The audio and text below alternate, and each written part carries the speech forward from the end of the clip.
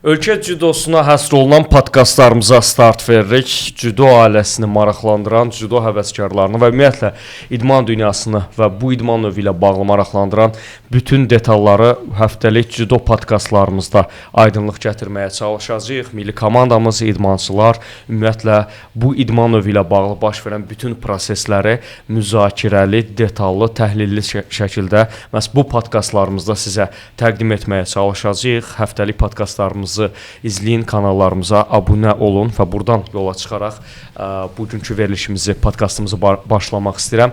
Bugün müzakirə aparacağıq cüdomuzda gözlənilən və son dövrlərdə baş verən hadisələr. Cüdo, idman, hadisə deyiriksə sözsüz ki, yarışlar ön planda gəlir. Qonağım, ekspertimiz Orxan Səfərovdur, ölkə cüdosunun simalarından biri. Orxan, hər vaxtın xeyir. Hər vaxtınız xeyir. Təşəkkür edirik dəvətimizi qəbul etdiyiniz üçün. Ümid edirəm ki, bu veriliş burada sənin xüsusilə danışacaqların faydalı olacaq, maarifləndirici olacaq cüdoçular və ümumiyyətlə cüdo ailəsi üçün belə deyək. Əvvəlcə, əziz tamaşaçılar, izləyicilər, qısa bir blokumuz var. Son həftə, son günlərdə bu idman növündə hansı yeniliklər var idi? Qısa xəbərlər şəklində onları izləyəcəyik. Azərbaycan Cüdo Federasiyası cüdo liqaları ilə bağlı mətbuat konfransı keçirib. Bildirilib ki, cüdo liqalarının yaradılmasında əsas məqsəd yeni potensiallı idmançıların aşkarlanması, yerli cüdo idman təşkilatları arasında sağlam rəqabətin və əlaqələrin yaranması, idmançılara və məşqçilərə maddi dəstək göstərilməsi, eləcə də klubların infrastrukturunun yaxşılaşdırılmasıdır. Cüdo liqaları və burada yığılan xallar eyni zamanda milli komandaların tərkibinin müəyyən olunmasında ən önəmli meyarlardan biri olacaq. Cüdo liqalarının 3 yaş qrupu üzrə keçiriləcəyi diqqətə çatdırılıb. Böyüklərdə yalnız kişi cüdoçuların, U17 və U14 liqalarında isə həm oğlan, həm də qız cüdoçuların iştirak edəcəyi bildirilib. Həmçinin qeyd olunub ki, Azərbaycanın regionlarında cüdo məşqçiləri üçün peşəkar inkişaf proqramı hazırlanıb. Proqram hər regionda 6 gün olmaqla keçiriləcək. Biz başa düşürük ki, bu idmançıları regionlardan nə qədər biz yığıb bura təlim məşqlərə də gətirsək, yarışlara da gətirsək, yekunda 3 gün sonra, 4 gün sonra həmin idmançılar qayıdırlar yerlərinə, qayıdırlar həmin məşqçilərin başçılığı altına. Biz burada onlara nə qədər öyrənsək də yenidən qayıdırlar eyni, belə deyək də, mühitə, eyni atmosferə. Bizim məqsədimiz odur ki, biz regionlarda infrastrukturu, yəni o peşəkar müəllimlərin peşəkarlıq səviyyəsini artıraq ki, biz gətirəndə də uşaq hazırlıqlı maksimum gəlsin.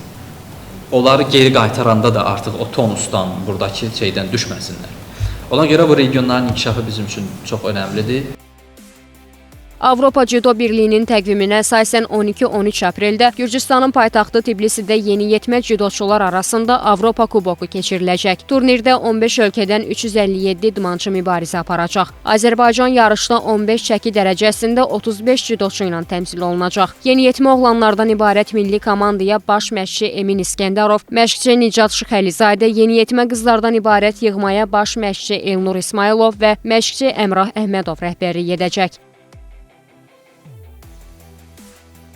Yeniyetmə cüdoçulardan ibarət milli komandalarımızın üzvləri Çexiyanın Tbilisi şəhərində keçirilən beynəlxalq təlim məşq toplanışına qatılıblar. Avropa Cüdo Birliyinin təşkilatçılığı ilə reallaşan təlim düşərgəsi 7-9 aprel tarixlərini əhatə edib.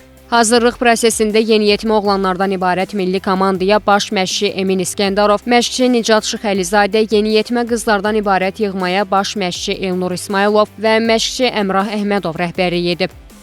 Avropa Cüdo Birliyinin təşkilatçılığı ilə Macarıstanın Tata şəhərində Olimpiya təlim düşərgəsi start götürüb. Açılış mərasimində çıxış edən qurumun prezidenti Laslo Tot Paris Olimpiyadasının qalib və mükafatçılarına xatirə lövhələri hədiyyə edib. Təltif olunanlar arasında Azərbaycanın Olimpiya çempionları Hidayət Heydərov və Zelim Qatsayev də olub. Mərasimdə həmçinin Azərbaycan Cüdo Federasiyasının vitse-prezidenti Elnur Məmmədli də mükafatlandırılıb. Davam edirik və irəliləyən verilişlərimizdə müxtəlif maraqlı rubrikalarımız da olacaq. Cüdo simalarımızı burada qonaq kimi də görəcəksiniz. Bununla yanaşı başqa fərqli formatlarımız da olacaq ki, məhz bu podkastda daşımağa çalışacağıq. Orxan, müzakirələrdən başlayacağıq. Əsas hadisə sözsüz ki, bizi gözləyən Avropa çempionatıdır.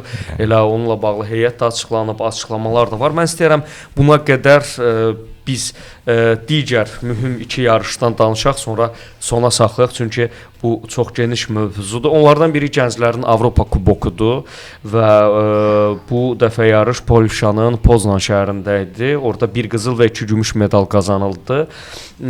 Xəbərlərdə bayaq təqdim etmişdik. Bu yarışın əhəmiyyəti, ümumiyyətlə gənclərin performansı necə dəyərləndirirsən?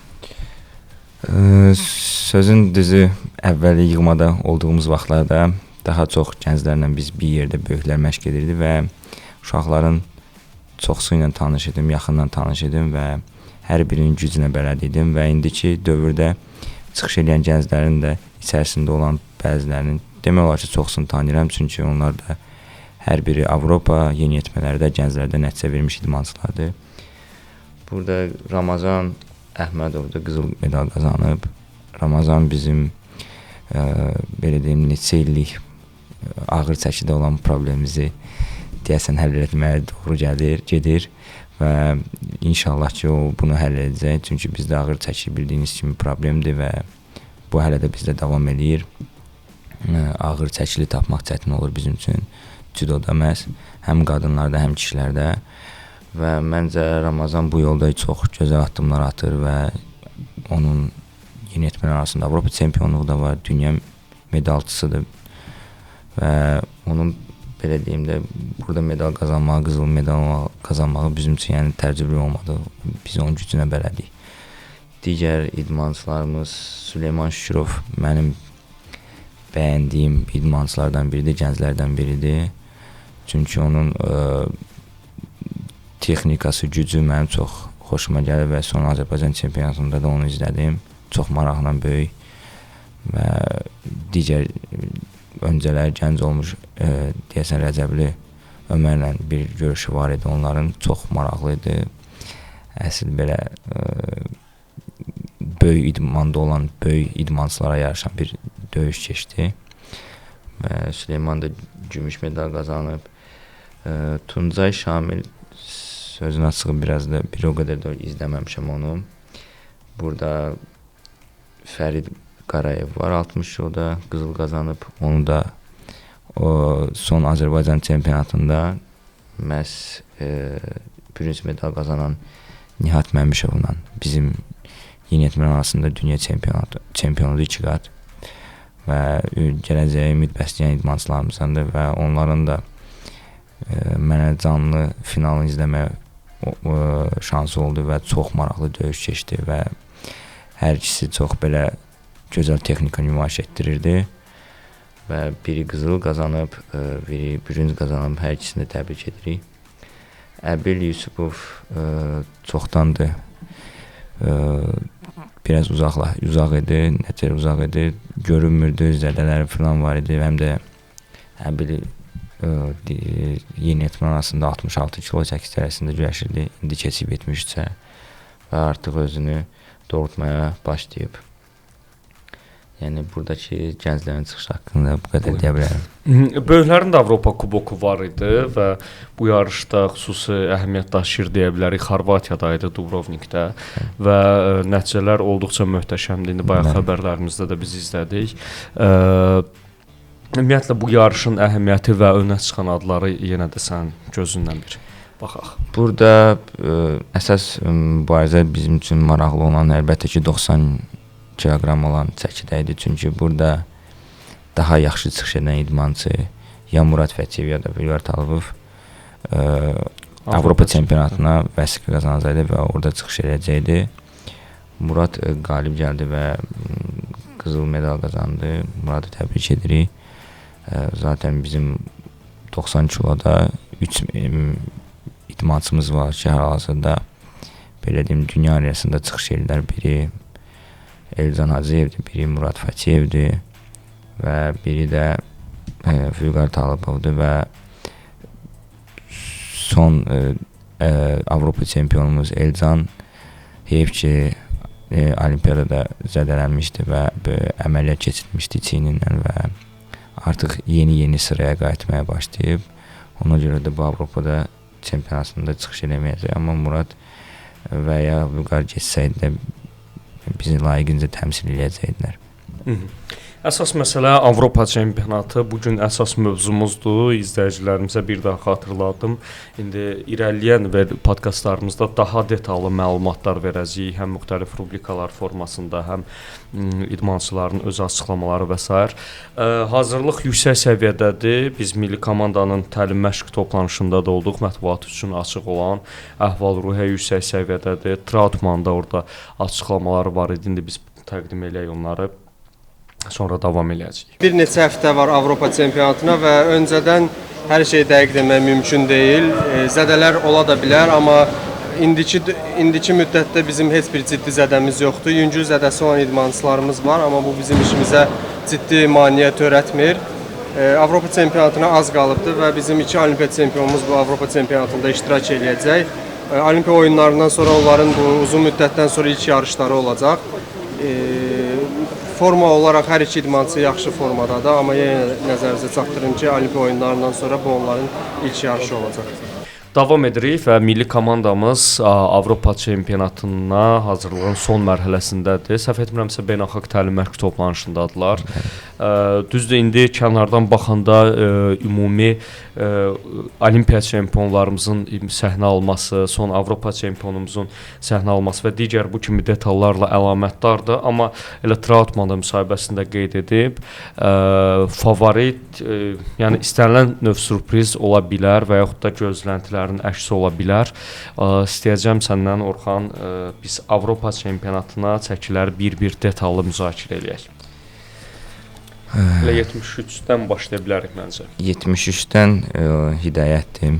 Yəni hal-hazırda yığma komandamızın belə deyim, vuran əlləri 2 nəfərdir. Zelim Katsırın Hidayət Heydərovdur. Hidayət və Hidayətin 73-dən mən bilmirəm, yəni baxacağam indi görüm kimlər gəlir və rəqibləri kimlərdir hal-hazırda və Hidayət artıq Olimpiya çempionuna qarşı mübarizə aparacaqlar da, yəqin ki, həmin idmançılar da bu görüşlərə fərqli çıxacaq. Bəli, çünki Hidayətlə çıxan idmançının itirəcəyi heç bir şey olmayacaq. Bu baxımdan Hidayət üçün çox çətin olacaq. Necə ki, məsələn, Hidayət Olimpiya oyunlarında daha çox ağılla, belə deyim, dözümlüklə qalib gəldi bütün idmançılar, amma halbuki onları öncəsində daha tez rahat olurdu. Çünki artıq o Olimpiyadada dünya çempionu statusu kimi güləşirdi və oyundan çıxan idmançılar başa düşürdülər ki, onlar dünya çempionuna qarşı güləşirlər və itirəcək heç bir şey yoxdur. Bəli. Onların itirəcək heç nə yoxdur deyə onlar Hidayətlə rahat güləşəcəklər. Amma məncə Hidayətin həmişə onu vurğulamışam ki, mental hazırlığı həmişə yüksək səviyyədə olub və bu əsas bilirsiniz bu idmanda nə bu məşqlər, düzdür məşqlərin də önəmi var və daha çox, yəni texnika, bunlar hamısı önəmli şeylərdir, amma yəni sən ağlında, beynində mental olaraq hazır olmasan ki, mən hər bir istənilən bir nəticəyə hazıram da, yəni döyüş ərzində olan istənilən bir vəziyyətə hazıram, bu çempion olmaq çətindir biraz. Amma Hidayətin məncə bu barədə problemi yoxdur və Hidayət üçün məncə 5-ci Avropa çempionluğu gələ bilər. Zelim Koçuyevə də yəqin ki, buna yaxın ifadələr işlədəcəyik. Olimpiya çempionu kimi Avropa çempionatına qatılır. İndi tam detallı komandanın içində deyilsən deyə soruşa bilməm, amma maraqlıdır görəsən hazırlığı necə olub, ümumiyyətlə necə hiss edir və səncə yanaşma doğrudurmu? Yəni bu idmançıların qayıdış eləməsi Avropa çempionatı ilə olmalı idi?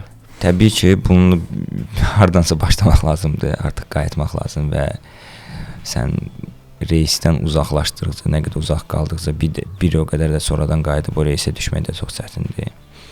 Amma uşaqlara halaldır ki, yəni o euforiyadan çıxıb yenidən qayıdıb yenidən Avropa çempionatına hazırlaşdılar və bu təkcə indiki son Macaristan Tata təlimi deyil. Onlar ondan öncə 3 həftə Yaponiya təlim məşqində oldular və hamımız da biz güləşdiyimiz vaxtdan da bəllidir ki, Yaponiya təlim məşqi çox ağır və çox gərgin keçir. Ağırlığına görə məncə ən ağırlardan biridir və 3 həftə orada qalıb Yaponlarla güləşmək və onlar o məşqləri çıxadıb məşq edib gəliblər. Hal-hazırda da ki, məncə hamısı optimal vəziyyətdədirlər. Çünki bunlar Olimpiya çempionlarıdır, dünya çempionlarıdır və bunlar üçün formaya düşmək bir o qədər də çətin olmaz və artıq sən o səviyyədə idmançısan, sən artıq bədənini tanıyırsan və özü bilirsən. Məncə hazır olmasaydılar özləri də uşaqlar imtina eləyərdir ki, biz güləşmirik, amma hazırdılar ki, bu vəziyyətdə görürlər ki, və əlbəttə ki, bizim məşqçilərimiz də onu görürlər ki, bunlar hazırdır, bunları heyətə salıblar. 60 kiloqram Əhməd Yusifov və Turan Bayramov bu çəkilə bağlı, bu ümumiyyətlə indi burada bir çox adlar var ki, demək olar, bir çox bəzi adlardan sürpriz gözləyirik. Yəni onlar fərqlənsə sürpriz olacaq və səncə həm ümumi, həm bu iki addan hansından partlayış gözləmək olur? 60 kiloda bizdə Əhmədlə Turan çıxış eləyəcək. Mən hər ikisinin idmançısını tanıyıram və mənim çəkmə yaxın olduqlarına görə hər zaman onlar gənclər olan vaxt onlarla sparing eləmişəm, randor eləmişəm və görüşmüşəm, güləşmişəm. Hər ikisi potensiallı gənclərimiz idi. Gənclərdə çıxış edən hər ikisinin Avropa çempionluğu, dünya medalı var və mən daha çox belə deyərdim. Turan hərbi xidmətdə idi, yeni qayıdıb və hardasa tam məşqlərə hardasa dekabr, yanvar ayından qoşulub və Əhməd mənim üçün hər zaman Əhməd ən güclərdən biri olub. Yəni 60 kiloda ən perspektivli gənclərimizdən biri olub. Sadəcə Əhməddə biraz psixoloji deyirəm də baryer var, onu atlaya bilmir hər zaman. Çünki bu güləşdir, bu judodur və judoda hər an hər bir şey ola bilər və hər zaman da sənin ürəyin istədiyin kimi bu döyüşlər gedə bilməz. Amma Əhməddə biraz o şey var ki, misal üçün özün istədiyi kimi və yaxud da biraz nəsə alınmayanda artıq mental olaraq çox aşağı düşür və hiss olunur ki, onun döyüşündə bu hiss olunur. Amma halbuki özünə inansa və hər bir döyüşün içərisində hər bir vəziyyətə hazır olsa, məncə Əhməd çempionluğa güləşə bilər, idmançıdır. Bunu indi biz əlbəttə ki, yarışda görəcəyik, nə dərəcədə hazırdır. Turana isə mən sözün düzü bu yarışda medal gözləyirəm. Nəhayət vaxtıdır düşünmüşdüm. Bəli, nəhayət vaxtıdır və Turanın hal-hazırdakı vəziyyəti bilirsiniz necə, mən Turanla daha çox əlaqədə oluram və belə hər zaman məndən məsləhət filan, yəni bacardığımız qədər köməkli eləyirik və Turanda mən son zamanlar bunu əvvəldə heç vaxt görməmişəm. Turanda judoya qarşı sevgisi yəni var idi, amma indi artıq idmanda xoşbəxt olmağı belə bacarır və əlbəttə ki, hamısı çox məzun məsələlərdən biri də budur ki, idmanda xoşbəxt olmaq lazımdır. Sən bu sevə-sevə hər şey etsən, yəni belə deyim də deyinmədən etsən, səndə hər şey alınacaq və son zamanlarda bu Turanla söhbətlərdən də bunu izləyirəm. İnşallah ki, bu Avropa çempionatında bizə medal gətirər inşallah. Digər çəkilər Zəlim Çakayev, Ruslan Paşayev unutduq 66-da. Ruslan Paşayev biz ki Paris Grand Slam-in qalibidir və Paris Grand Slam-in qalib olmaq çox çətin məsələdir. Çünki belə kiçik dünya çempionatı alınan o yarış və bütün güclü idmançılar orada çıxış eləyir. Və Ruslanda mən hər zaman onun adını qeyd etmişəm. Mən 66 güləşdiyim vaxtlarda da mən deyirdim ki, Ruslan ən yaxşılardan biridir 66 kilo çəki üçün. Və Ruslan bunu Paris Grand Slam-ində göstərdi.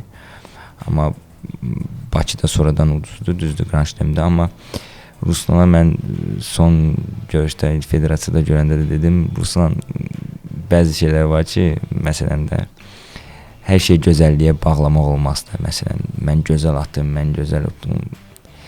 Məsələni nəticəyə bağlamaq lazımdır artıq.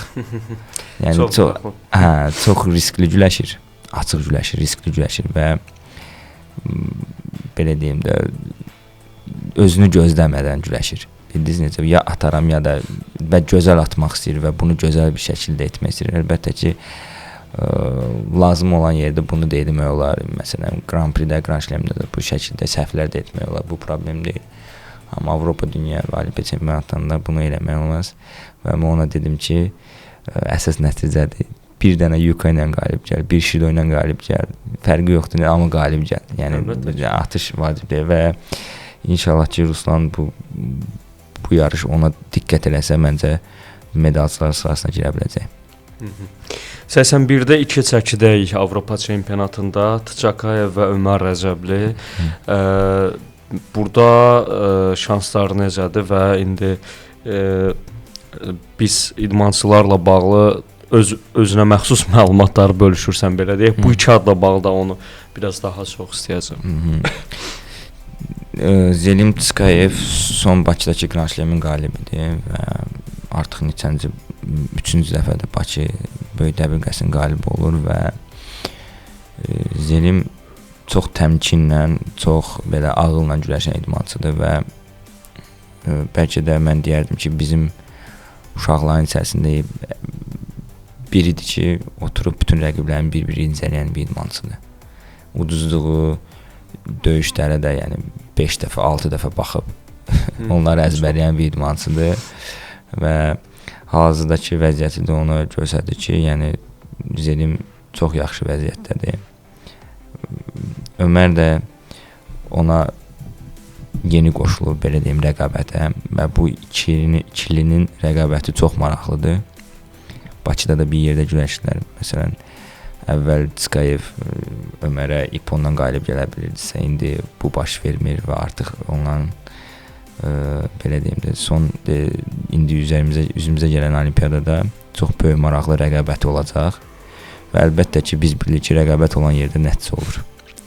Və mən ümid edirəm ki, bu rəqabətləri Avropa çempionatında da davam eləyər, çünki sən Avropa çempionatında yaxud da sənin çəkində bir eyni ölkədən təmsil olunan bir idmançı olanda sən istər-istəməz uduzmaq istəmirsən. Bu heç bir, belə deyim də, paxıllıqla bağlı bir məsələ deyil.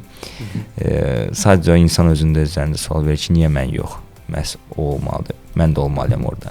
Və məncə bu ikilinin rəqabəti bizdə 81-də yəni, çox medal gətirəcək üzümüzə gələn Avropa Dünya çempionatlarında. Murad Fətiyev demək olar bayaq danışdıq Avropa kubokundan danışarkən və 100 kiloqramdan çox çəkidə Şanqa Kakauri var. Artıq uzun illərdir bizi bu çəkidə təmsil edir. Ümumiyyətlə bu çəkinin gələcəyi ilə bağlı nə düşünürsən və Kakaurinin qitə yarışındakı performansı? Murad Fətiyev Murad üçün çox gözəl bir şansdır bu hazırda. Çünki keçən illəri belə deyim də çox pis şəkildə, yəni Olimpiya oyunları əlindən çıxdı. Çünki Elcan gözlənilmədən gəldi, Avropa çempionu oldu. Olimpiya çempionlarını qalib gəldi və son ona qədər Avropa çempionatına qədər hamı düşünür ki, Murad Fətiyev gedəcək Olimpiyadaya. Xatırladım. Bəli. Və buna qədər bir Olimpiya iştirakı da var. Bəli, 81 kiloda bir Olimpiya iştirakçısı da var idi və hamı bu çəkidə onu gördü və Muradda biraz arxayınçılıq oldu və bu da onun o səhvinə gətirib çıxartdı ki, Olimpiya oyunları əldən çıxdı. Məncə Murad bir də o əvvəl ayaq basdığı yerə bir də ayaq basmayacaq və belə bu rahatçılığı özündə görməsə də Murad nəticə verəcək inşallah. 100 kiloqramla bağlı və ümumiyyətlə bu çəkin gələcəyi. Ağır çəkidə bizdə problemdir. Yəni mən başa düşürəm bəzi hərdən oxuyursan kommentlərində, məsələn Uşanqinin üzərinə çox hücum çəkilir ki, bəs yenə Uşanqi, yenə uduzdu, yenə nə. Amma biz bunu başa düşməliyik ki, bizdə yoxdur bu. Bu ağır çəki yoxdur. Səbəbləri nədə görürsən? İstəmirik yoxsa? Yox.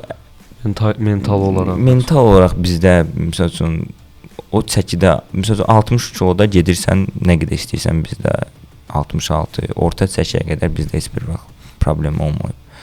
Məhz ağır çəkiyə qalxanda məsəl üçün 100 plus bizdə bu problem var. Çünki həm də bizim belə də genetik olaraq bu biraz baxmaq lazımdır və boydan hündür insanlar tapmaq judoda çox çətindir. Bu çox çətin olur. Məsələn, Gürcüstanda bu problem deyil, Avropada bu problem deyil. Məsələn, onlar bununla bağlı problem yaşamır, amma bizdə bu doğrudan da problemdir və adətən də ağır çəkili idmançılar tənbəl olurlar. Belə deyim, ağır çəkili, tənbəlliyib filan. Doğrudan mən onu açıq özümdə inanmırdım. Yəni böyük ağır çəkili idmançı o yerişi, duruşu, o gördüyümüz o ağırlıq onların həyat tərzində, məşqlərində də meyl olur. Məşqlərdən də bu həyat tərzində də meyl olur.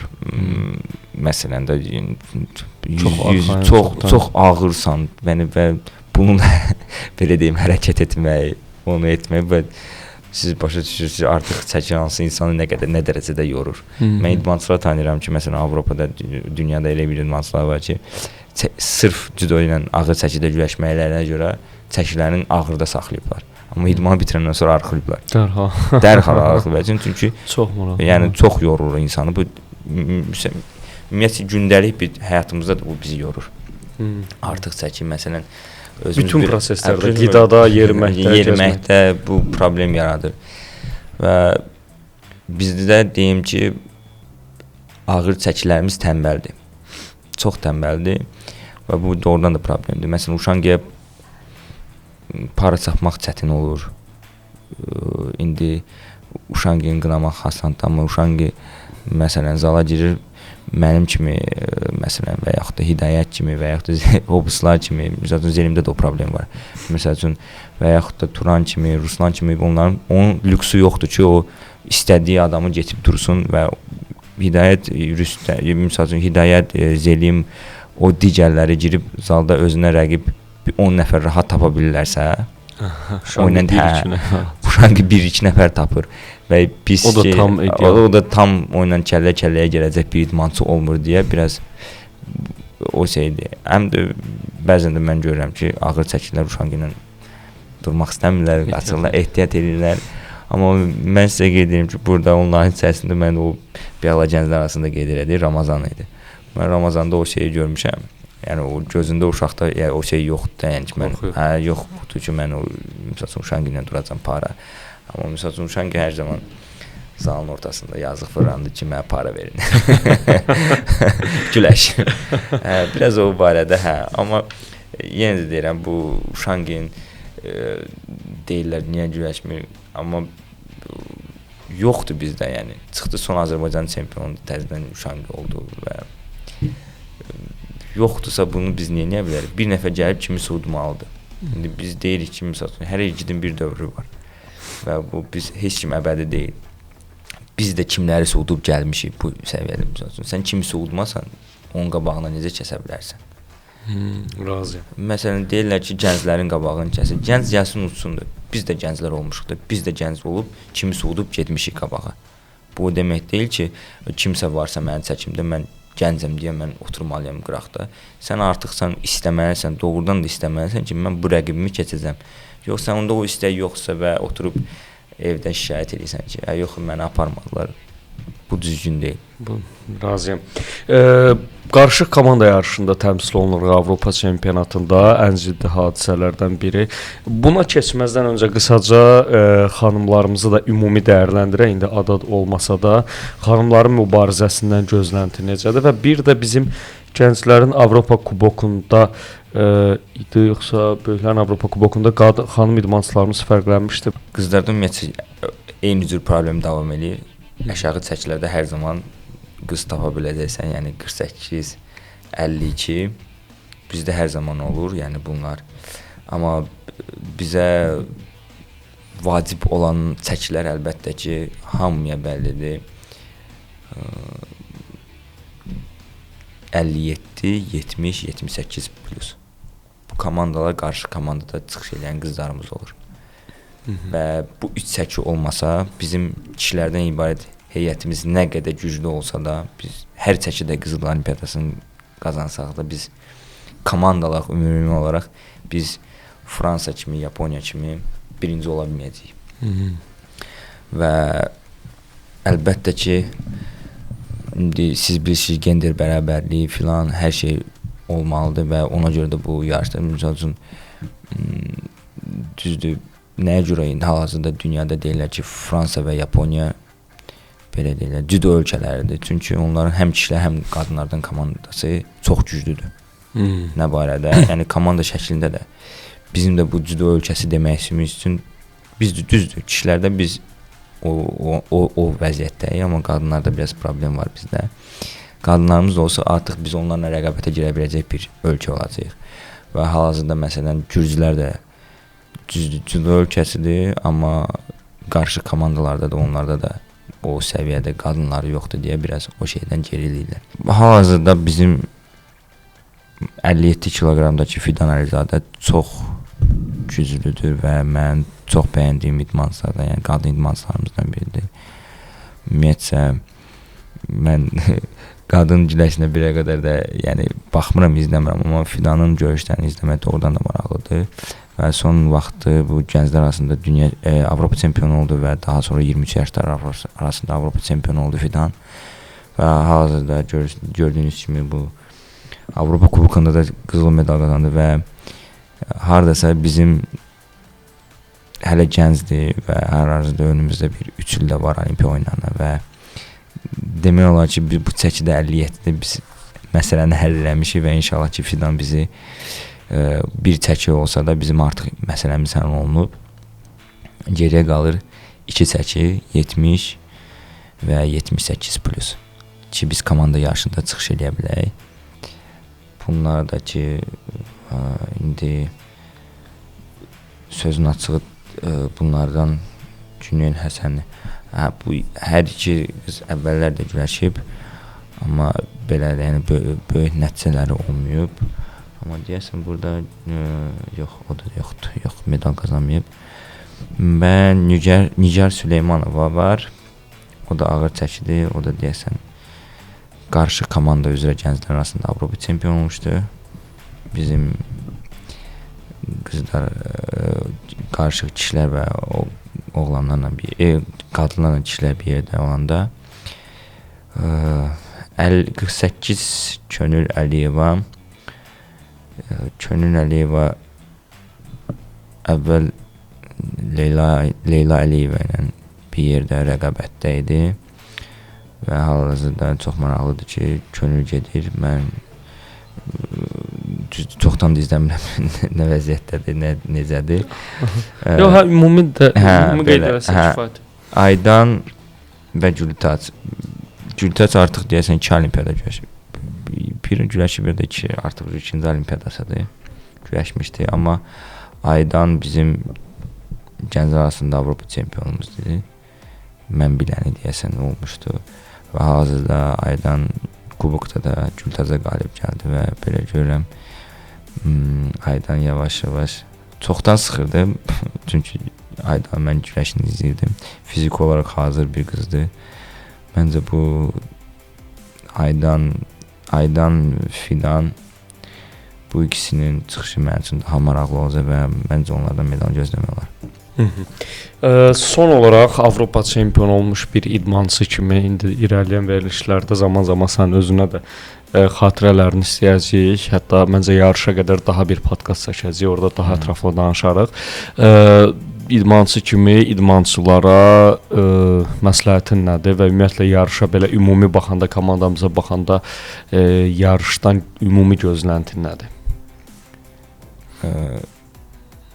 Əlbəttə ki, bütün olimpiya oyunlarından sonra hamımızın gözləntiləri böyükdür.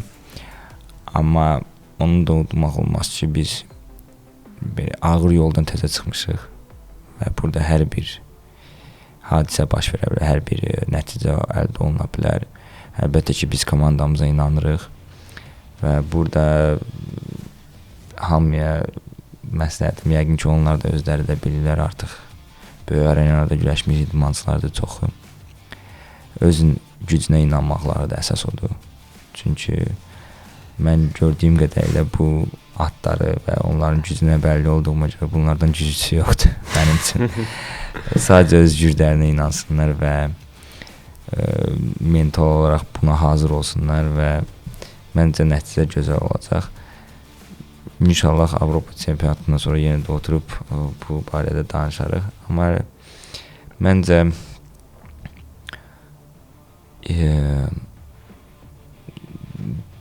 4 medalımız ola bilər.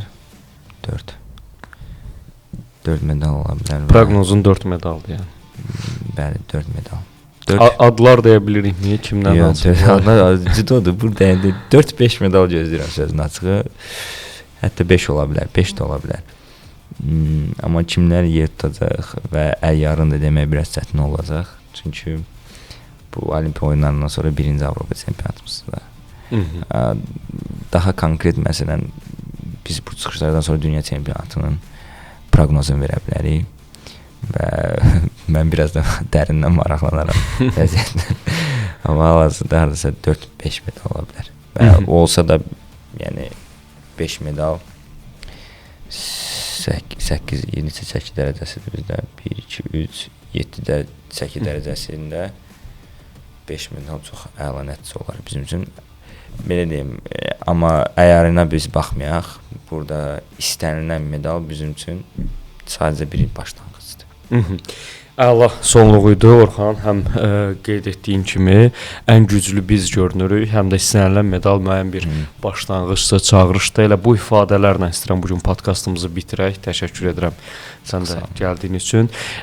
Podkastlarımızı izləyin və irəliləyən buraxılışlarımızda biz sizə daha detallı, daha fərqli formatlarda təklif eləyəcəyik və judo ilə bağlı sizi maraqlandıran bütün məsələlərdə suallarınıza cavab verməyə, maarifləndirməyə çalışacağıq. Bir daha qeyd edim, judo simalarımızda qonağımız olacaq. Hələlik.